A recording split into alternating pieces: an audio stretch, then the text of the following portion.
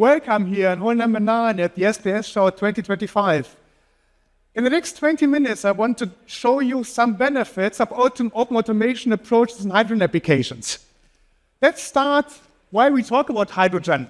Well, we are all talking about decarbonization, about saving our climate, about reducing our carbon footprint. For this, a consistent electrification of applications is the key. However, not everything works with electrons. We need technologies that enable us to store renewable energies over longer times, to decarbonize applications where there's no direct electrical solutions. So when we have a look at the complete hydrogen chain, it all starts with electrolyzers. Then we have to talk about topics like storing, transporting hydrogen via ships, trailers, truck, pipelines. At the other end, we have the various hydrogen usage sectors. It starts with re-electrification via fuel cells.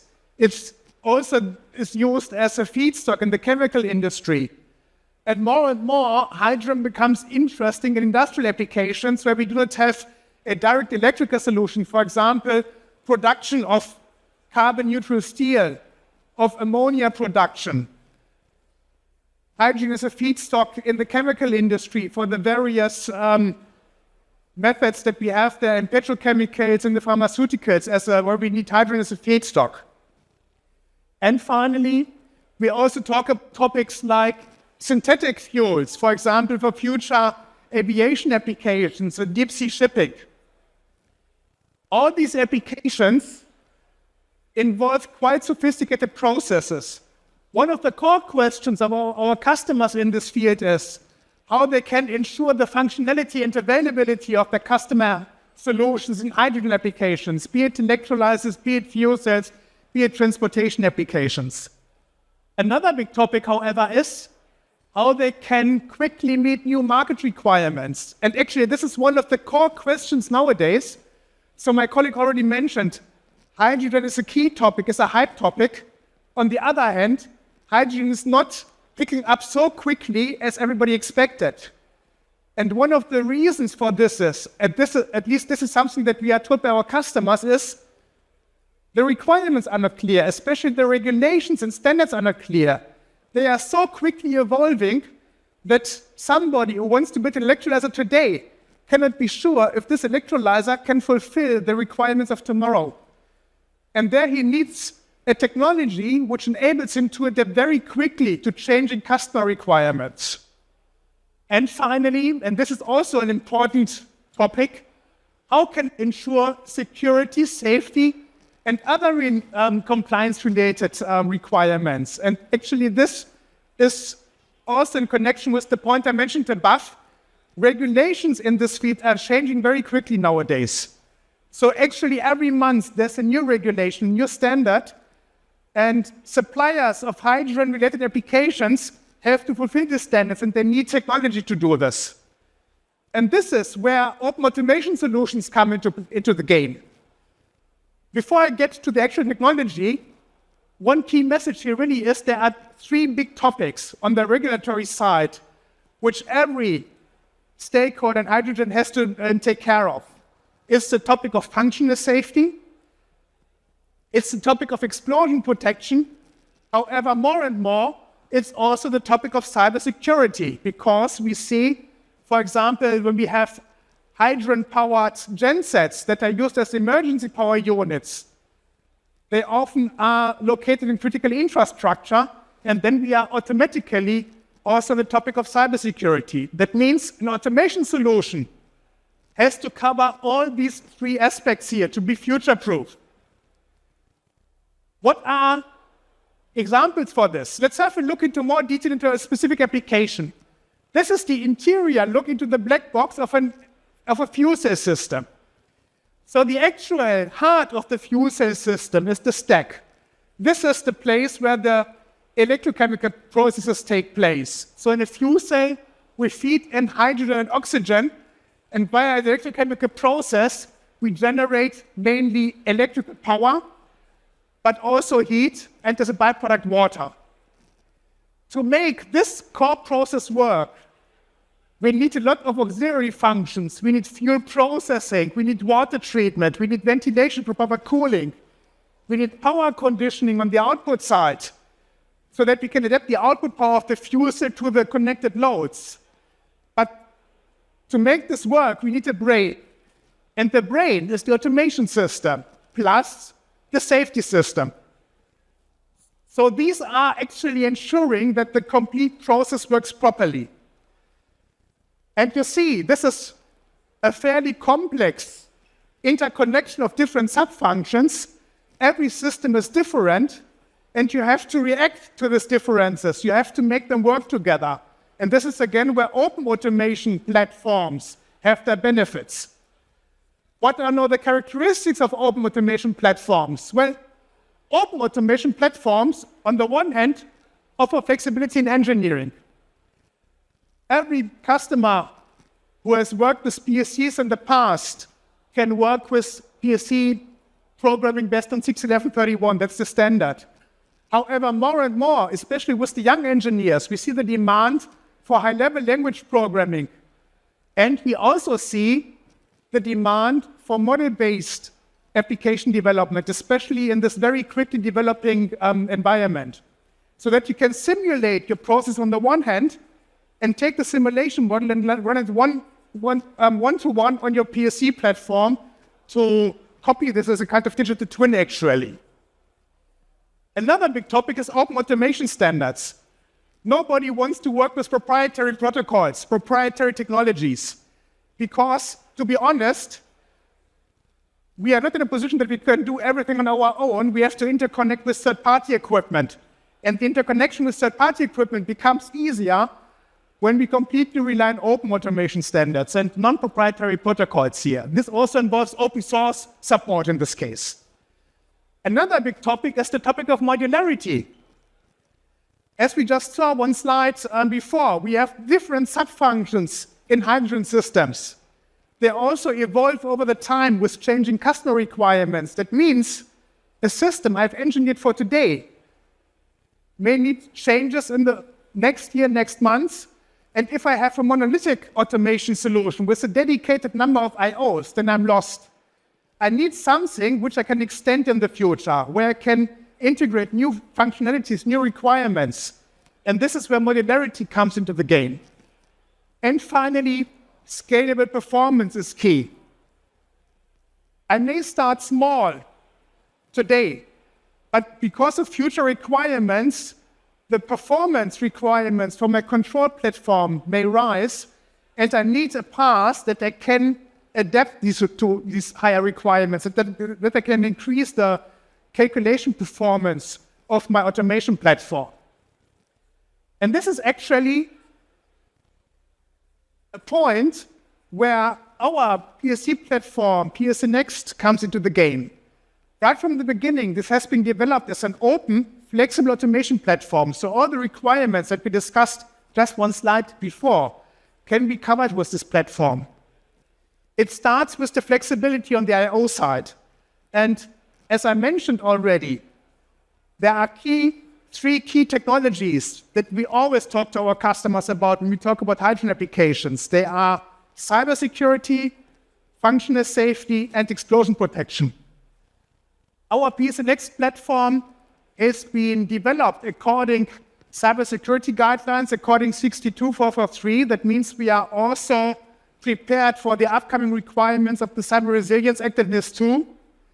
And when it comes to the process applications, the requirements from the actual hydrogen processes, we also cover the requirements from the explosion protection with our very broad product portfolio in this case, and also functional safety.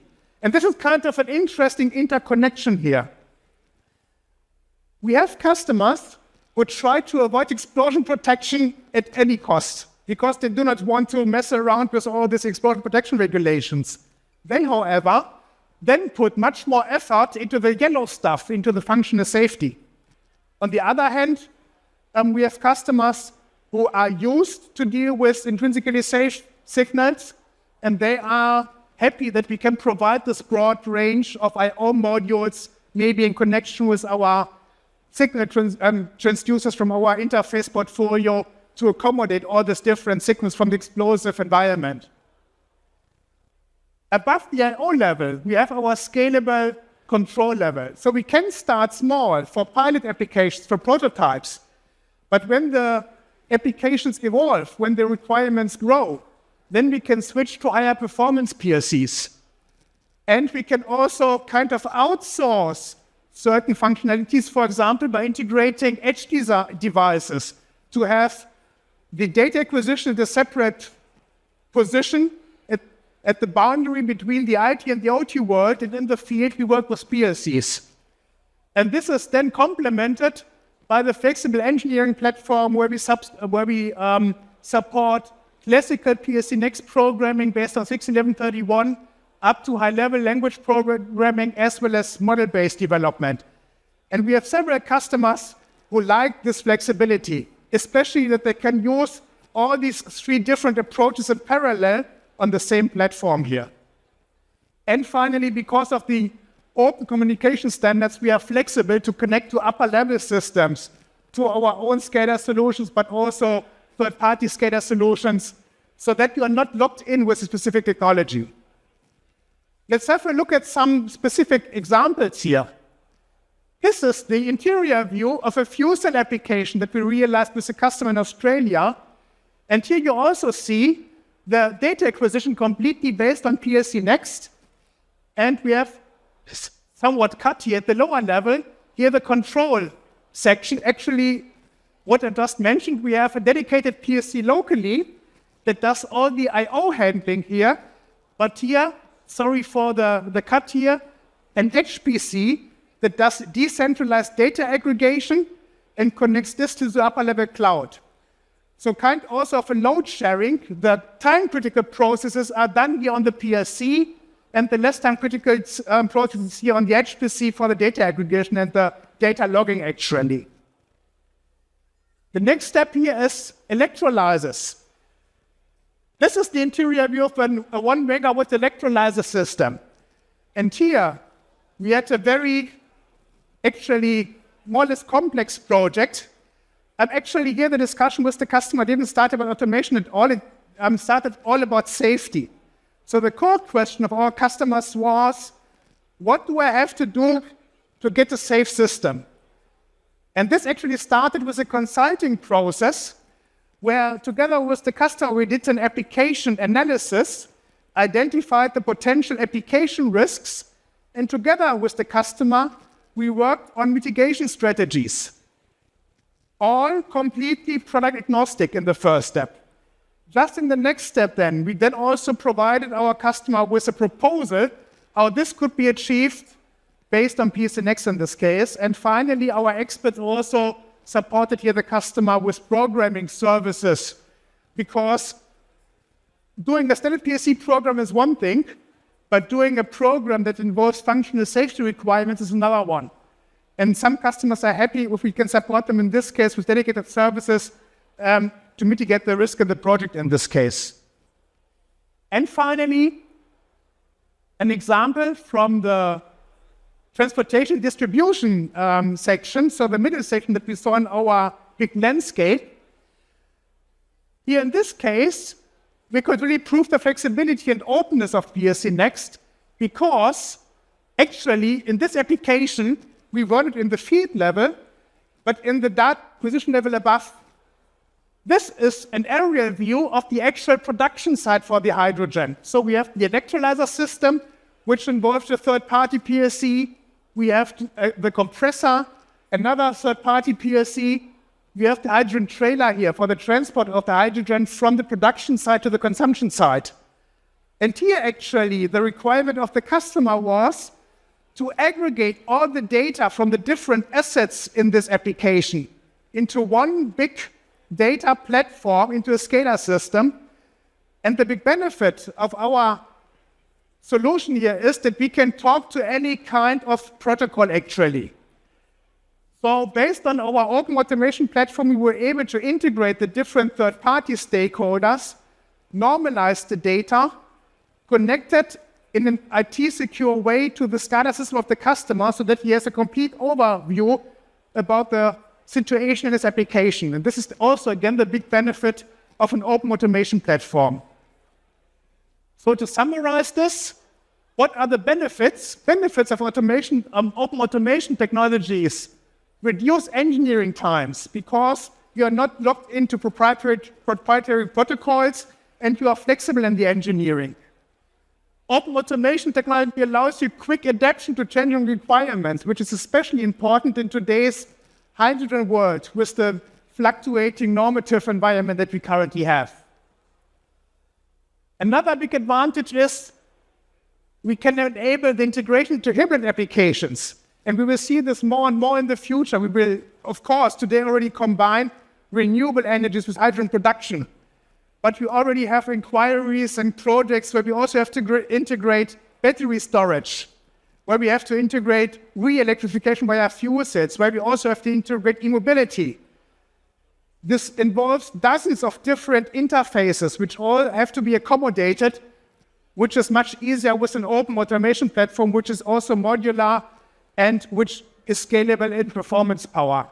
And finally, open automation technology makes the application future-proof because you can quickly react to changing inquiries. If you want to learn more, we invite you to come here to our booth. We have our Power-to-X exhibit here in the DC and efficiency section. We are happy to discuss your applications with you. Many thanks. And finally, of course, if you want to recap what I presented today to you, take advantage of this QR code where you can also receive the recording of the session. Many thanks.